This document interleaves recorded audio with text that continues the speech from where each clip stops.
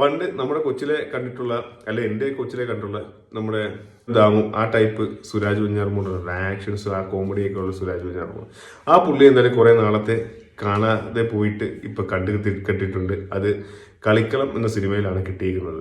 അത് പറഞ്ഞോട്ടെ, കാരണം ഒരു രക്ഷയില്ലാത്ത പഴയ അതേ ആക്ടിങ്, ചിരിച്ച് ചത്തുപോയി. അതിനകത്തൊരു മറ്റേ ഷറഫുദ്ദീനെ ഇടിക്കുന്ന ഒരു സീനൊക്കെ ഉണ്ട്. ആ ഒരു ഈ സീൻ ഇടിച്ചിട്ട് തിരിച്ചു ഇറങ്ങി ഓടുന്ന ഒരു സീനൊക്കെ ഉണ്ട്. എന്റെ പൊന്നെ, ഞാനും എൻ്റെ വൈഫും കൂടെ ഇന്ന് ചിരിച്ച് കയ്യിൽ പോയെന്ന് പറയണം. അതുപോലെയാണ് ഞങ്ങൾ എൻജോയ് ചെയ്ത സിനിമ. പിന്നെ സന്ദീപ് എന്ന് പറഞ്ഞൊരു പുതുമുഖനല്ല, വേറെ കുറെ സിനിമകളിലുണ്ടെങ്കിലും പുള്ളിയുടെയൊക്കെ ഒരു അപ്പാർ ആക്ടിങ് ആയിട്ട് തോന്നി കേട്ടോ. കാരണം പുള്ളിയുടെ ഒരു ട്രാൻസ്ഫോർമേഷൻ ഉണ്ട്. ഫസ്റ്റ് ഹാഫും സെക്കൻഡ് ഹാഫും രണ്ട് ട്രാൻസ്ഫോർമേഷൻ കാണിക്കുക. അതൊക്കെ ഒരു രക്ഷയില്ലാത്ത ആക്ടിങ് ആയിട്ട് തോന്നി.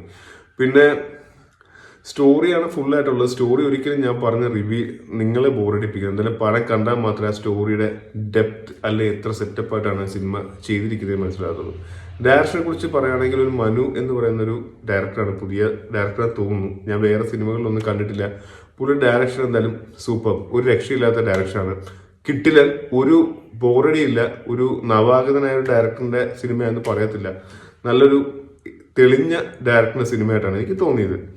സോ സുരാജ് വെഞ്ഞാറമൂട് തിരിച്ചു വന്നിട്ടുണ്ട്. എനിക്ക് പിന്നെ ആദ്യമേ ഷറഫുദ്ദീന്റെ ചളിയൊന്നും ഇല്ലാത്ത ഭയങ്കര സീരിയസ് ആയിട്ടുള്ള ഒരു റോളാണ് എന്ന് തോന്നി, സീരിയസ് ആയിട്ടുള്ള ക്യാരക്ടറാന്ന് തോന്നി. പക്ഷെ പെട്ടെന്ന് സെക്കൻഡ് ഹാഫിലോട്ട് വരുമ്പോഴത്തേക്ക് ഷറഫുദ്ദീൻ പഴയ നമ്മുടെ ഒരു പ്രേമം വൈബിലോട്ടൊക്കെ പോകും. പഴയ തഗ്ഗും അല്ലെങ്കിൽ ഒരു കുറെ സാധനങ്ങളുണ്ടല്ലോ പുള്ളിയുടെ കയ്യിൽ നിന്നുള്ള കോമഡീസ് ഒക്കെ ഉണ്ടല്ലോ, അതൊക്കെ കൂടെ ചേർത്തിട്ട് ഒരു അവിയൽ പരുവത്തിൽ പുള്ളി എന്താണ് ഷറഫുദ്ദീൻ എന്നുള്ളത് സെക്കൻഡ് ഹാഫിലോട്ട് വരുന്നുണ്ട്. ഫസ്റ്റ് ഹാഫിൽ പുള്ളി ഭയങ്കര ദുഷ്ടനായ ഒരു കഥാപാത്രം പോലെയാണ് പ്രകടമാകുന്നത്. ഇങ്ങനെ മൂന്ന് പേരെ, അതായത് ഷറഫുദ്ദീൻ, സുരാജ് വെഞ്ഞാറമൂട്, പിന്നെ സന്ദീപ് എന്ന് പറഞ്ഞ പയ്യന്റെ മൂന്ന് പേര് ചുറ്റിപ്പറ്റിയാണ് സിനിമ പോകുന്നത്. മൊത്തത്തിൽ ഒരു ത്രില്ലിംഗ് സ്റ്റോറി. അതിനകത്ത് നമ്മുടെ സാഫ് ബോയ് ഉണ്ട്, പിന്നെ അർജുൻ പ്രദീപോ, അതെ നമ്മുടെ കരിക്ക് ഭാസ്കർ പിള്ളച്ച ടെക്നോളജീസിനകത്തെ പയ്യനും ഉണ്ട്. അവരെല്ലാം പെർഫെക്റ്റ് ആയിട്ട് അവരവരുടെ റോളുകൾ എല്ലാവരും പെർഫെക്റ്റ് ആയിട്ട് ചെയ്തിട്ടുണ്ട്.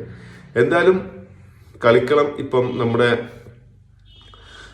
ഹോട്ട്സ്റ്റാറിൽ വന്നിട്ടുണ്ട്, ജിയോ ഹോട്ട്സ്റ്റാറിൽ വന്നിട്ടുണ്ട്. ഞാനും അപ്പോഴാണ് കണ്ടത്. കാരണം ഒബ്വിയസ്ലി ഞാൻ എന്തായാലും തിയേറ്ററിൽ പോയി കണ്ട സിനിമ ചോട്ട മുംബൈയാണ്. വേറൊന്നും കൊണ്ടല്ല, പഴയൊരു നമ്മുടെ വൈബ് കിട്ടുന്ന ഒരു സിനിമ ചോട്ട മുംബൈയാണ്. നമുക്ക് കുറച്ച് ഓർമ്മകളുള്ള സിനിമയാണ്. അപ്പം അത് കിട്ടാൻ വേണ്ടി ഞാൻ എന്താ തിയേറ്ററിൽ പോയി കണ്ട ചോട്ട മുംബൈയാണ്. അത് കഴിഞ്ഞ് ഞാൻ ഫസ്റ്റ് ഈ അടുത്ത ടൈമിൽ കണ്ട ഒരു മലയാള സിനിമ നമ്മുടെ കളിക്കളമാണ്. എന്തായാലും സിനിമ നല്ല vivid vibe and very much entertaining ആയിട്ട് തോന്നി. ഒരു സെക്കൻഡ് പോലും ലാഗില്ല. എല്ലാവർക്കും കണ്ണും പൂട്ടിയിട്ട് കാണാൻ പറ്റിയ സിനിമയാണ്. ഒരു റേറ്റിംഗ് കൊടുക്കണേ 10 ഒരു 9.5 കൊടുക്കേണ്ടി വരും. കാരണം അത്രയ്ക്ക് സൂപ്പർ.